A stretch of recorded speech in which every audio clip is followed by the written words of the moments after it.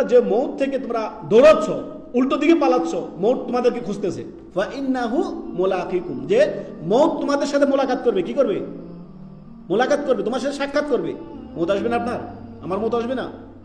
আপনি কোন ধোকায় পড়ে আছেন যে আপনার এখন বয়স ধরেন আপনার 40, ধরুন আপনার 40 বা 35 বা যে বয়স আপনি আছেন না কেন, আপনাকে এই গ্যারান্টি কে দিল যে আপনি একটা পরিমিত বয়সে যাবেন, 60, 70, 80, 90, 100-তে যাবেন?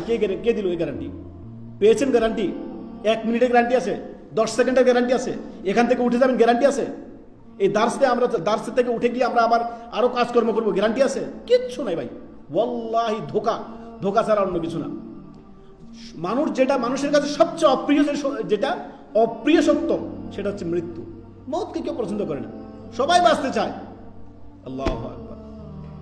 সেই দুনিয়ার হায়াতটা যদি সেটা নেক হায়াত হয়, দুনিয়ার হায়াতটা যদি সলেহ সৎকর্মের হায়াত হয়, তাহলে তো আলহামদুলিল্লাহ। আর যদি গুনাহের হায়াত হয়, অবাধ্যতার হায়াত হয়, মাসিয়াতের হায়াত হয়, সীমা লঙ্ঘনের হায়াত হয়, এই হায়াতের মধ্যে কি আছে বলেন? উল্টো আযাবের কারণ হবে এই হায়াত, তাই না? আল্লাহ আমাদের সকলকে নেক হায়াত দান করুন, সুবহানাল্লাহ। তো যাক, এই আয়াতটি আপনার দেখেন, আপনার এই যে আমাদের ঢাকাতে যে গতকালে একটা দুর্ঘটনা ঘটে গেল, আপনি কি চিন্তা করেছেন?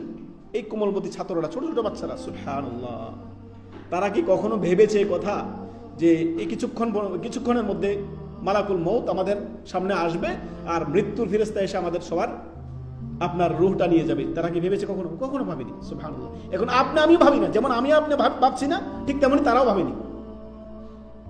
আল্লাহ রাব্বুল আলামিন বলছেন যে হে নবী, আপনি তাদেরকে বলে দিন যে কুল ইন্নাল মাউতাল্লাযী তাফিরুনা মিনহু ফাইন্নাহু মুলাকিকুম, মউত তোমাদের সাথে মোলাকাত করবে, সাক্ষাৎ করবে, তোমাকে ধরবে। মউত তোমাকে ধরে নিয়ে যাবে কোথায়?